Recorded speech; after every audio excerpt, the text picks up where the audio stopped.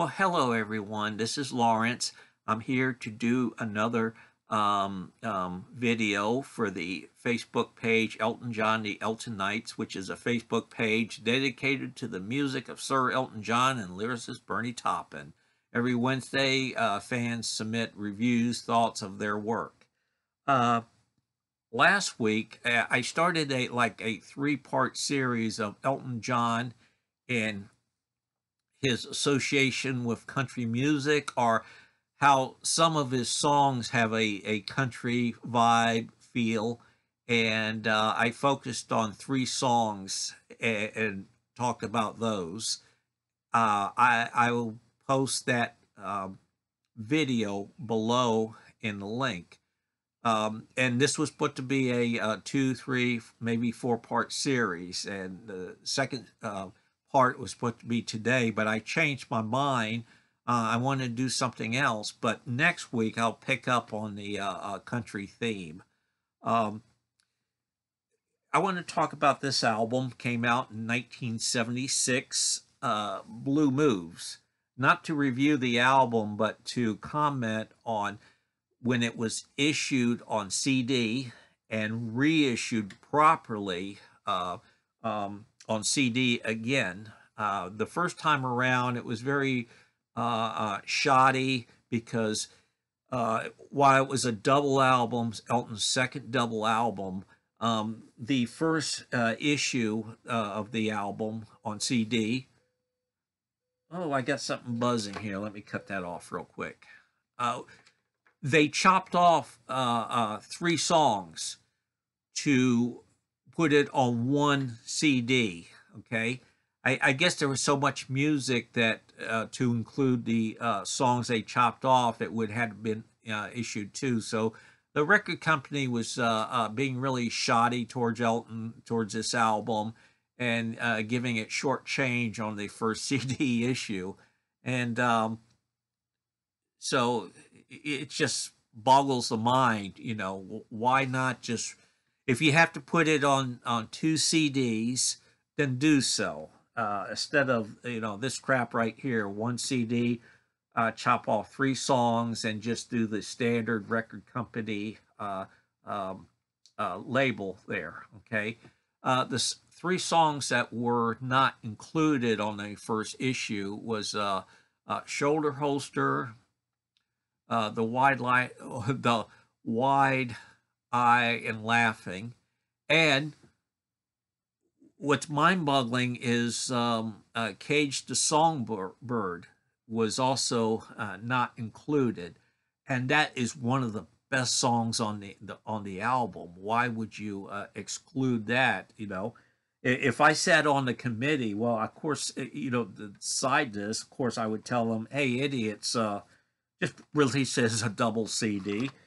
But if it had to be this way, instead of excluding Kate's Songbird and the 2 other songs, maybe If There's a God in Heaven, I like the song, but I would have put it on chopping block, and maybe Idol theme song from a non-existing TV series. But I would left on Shoulder Holster and the Wide-Eyed Laughing and Kate's Songbird.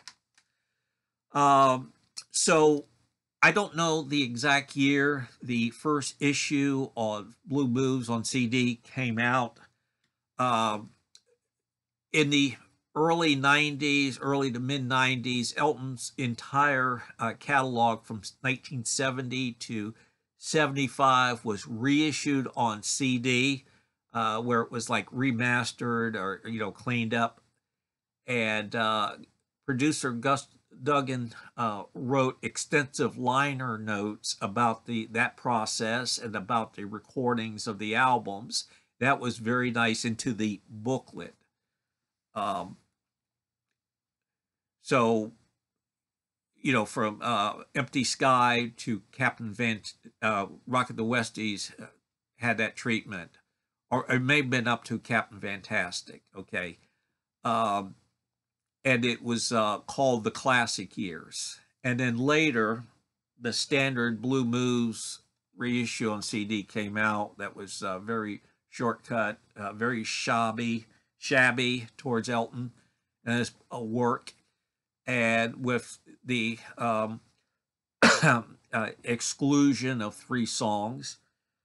But this was remedied in the later 1990s when Blue Moose was reissued. This time, instead of just the standard jewel box here, you open this up. I slipped the book out so I could show you this. You got that inside picture of Elton that was in the big picture inside the album gatefold, okay? And we could see Elton's lower dental work there, and the thing that holds the CD in is on his glasses, so a different glasses design. And also, this comes out so it can hold the 2 CDs. And they properly, instead of this the standard record company logo on the 2 CDs, put a color there. That, I guess that's like a dark navy blue along with the title. And the second disc, a different shade of blue, like a sky blue, right there. So with all the tracks restored, and it's a new remaster or digital cleanup, whatever, this sounds great. It sounds great. The only thing that was not included was Gus's extended liner notes about the recording of the album and the transfer to the CD and the newer digital cleanup. Okay, there is a short write-up by him right here. I'll read a little bit of it. All the tapes used to create these new masters are the original mixes. However, due to the fact that many of the tapes are at least 25 years old, they have softened up to various degrees. So the sound has been passed through the most up-to-date digital processing equipment at 20 bytes resolution, namely the Saudi digital system, blah, blah, blah. Okay, so he gives just technical information about being digitally all cleaned up and sound nice. Now,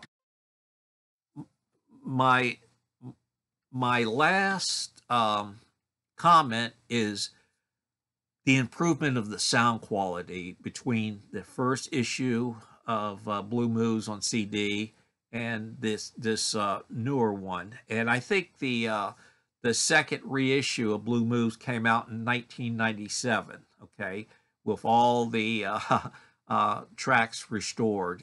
That wasn't on the first issue. And I gave a comparison listen to the first issue and then the new issue. It's compared to the both. The new one is like the first issue is like a dirty window, when you listen to it. It doesn't have the clean highs, and the bass, the lows seem a little, lacking. But the new one, it's like somebody took Windex and paper towels and cleaned that window, and everything's so bright. I mean, Roy Cooper's vibraphones just really clings, really the highs of his vibraphone is just really amazing. And just listening to it again in the digital cleanup, it's like listen to a new album. And the lows are strong, and it doesn't sound like it's been through the trend of making everything high. So your lows are as high as the highs. Blah blah. I mean, I'm getting into technical stuff here, But when something is soft, it sounds low. It sounds low and soft, and when something's high, it sounds high. So they call it the noise wars. Okay, they try to on remastering and um, um, try to improve the sound. They really mess it up. But here, they did an excellent job. Excellent. So I just want to point that out. By the way, I've been wanting to get the reissue of Blue Moose for some time, but I just happened to run across it at a thrift store the other day, the one I just showed you, and the CD was in perfect shape. The surface, it looks like nobody ran sandpaper across it, and it has the nice booklet. Even the album cover, you can't really tell, but this has more vibrant in the coloring of the booklet. There you go. So it was just great to hear this newly reissued Blue Moves CD. Blue Moves is an album I always had a struggle with because it was such a different type of Elton John album, but over the years I've really warmed up to it. I still consider Goodbye Yellow Brick Road a masterful work, but Blue Moves deserves its place in the Elton John catalog.